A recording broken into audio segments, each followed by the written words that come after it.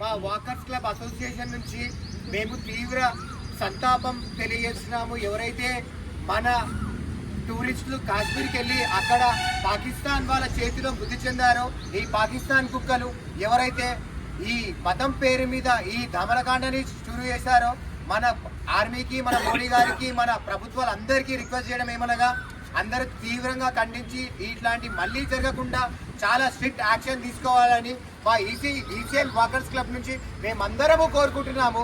మరియు ఇంకా మా ఈసీఎల్ వాకర్స్ క్లబ్ నుంచి ఒక విజ్ఞప్తి ఏమనగా, ఇక్కడ మేమందరము ఎన్నో సంవత్సరాలుగా మేము వాకింగ్ చేస్తున్నాము. సడన్గా ఒక రోజు వచ్చి వీళ్ళు బందేసి మాకు ఆక్సిజన్ లేకుండా చేస్తున్నారు.